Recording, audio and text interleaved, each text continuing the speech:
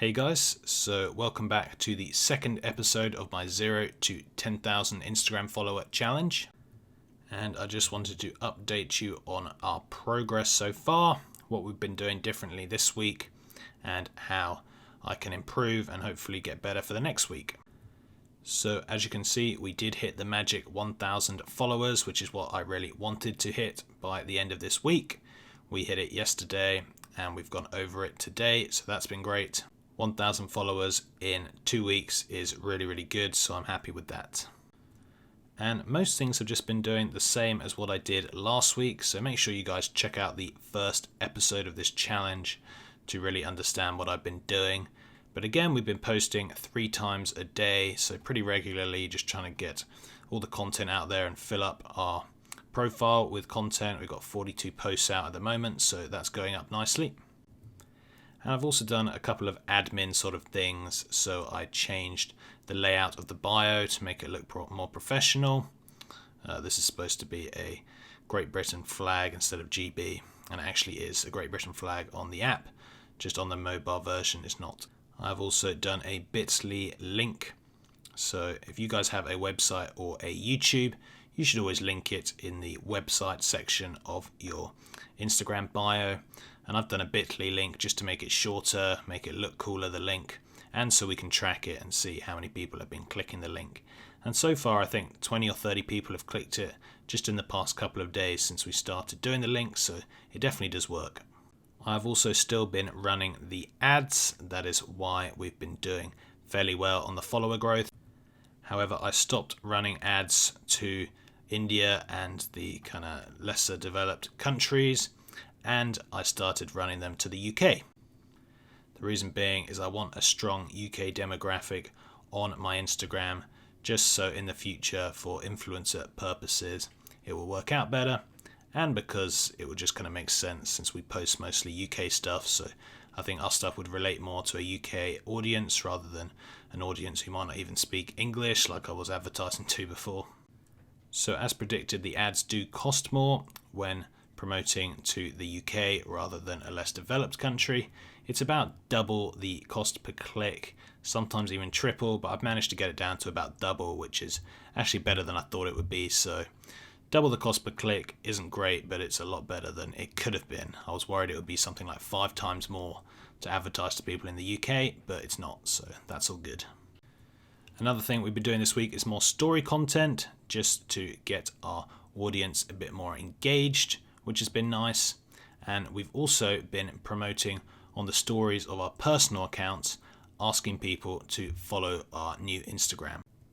Now this is something that seems really obvious, but I would definitely recommend it if you are starting an Instagram, or sort of business Instagram that you want to try and grow.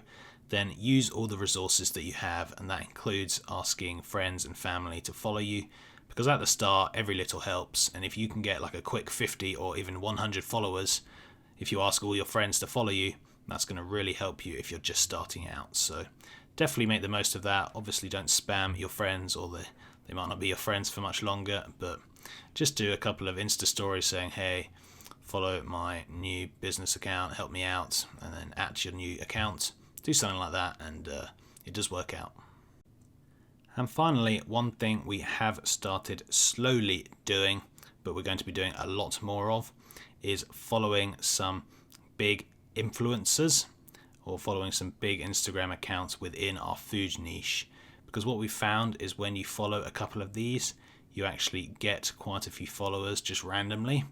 I don't know why, but I think people can obviously see that you've just followed this new account, and then they might check out your account and see that you're a bit of a food account as well, and then they might follow you. So I have heard that this is a trick that works before, and when we tried it, it did work, but we only tried it a very small amount. We only followed sort of 2 or 3 different influencers, but we did get a few follows. We got about 10 followers kind of really quickly after we followed those 2 or 3 influencers.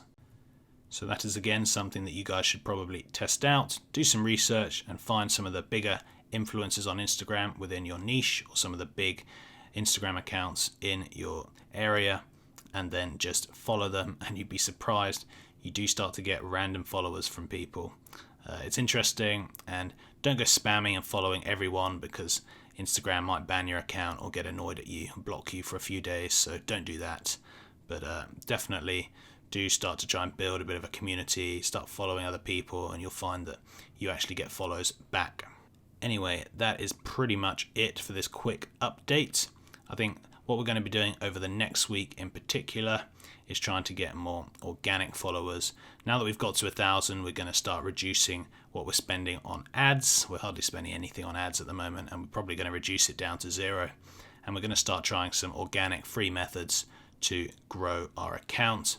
And that's going to include doing things such as commenting on some of the big accounts in our niche, so in the food industry. We might even start messaging some of them and asking to do kind of collaboration, like, oh, we'll promote one of your posts, you promote one of our posts. Obviously the big accounts are not going to do that with us, but hopefully we can get some of the smaller accounts to do it. So maybe we'll try that out next week, and I'll let you guys know how it goes. And again, just one more thing, tagging the person that you're posting about or tagging the food that you're posting about always works. Again, we posted some cookie dough, we tagged Naked Dough, and they commented on our post, and that is great because they have 18,000 followers, and when they comment on our post, all of their followers can see that they've just done that. And again, it just helps you get noticed more widely within the Instagram sort of niche that you're in, and hopefully if we continue to tag different businesses, then we can continue to get a lot more followers. But that is it for this video, guys. Make sure you subscribe to stay tuned to our challenge. I wonder how long it's going to take us to get to 10k. It could be months, or it could just be a few weeks. Hopefully just a few weeks. But thanks for watching, and until next time, see ya.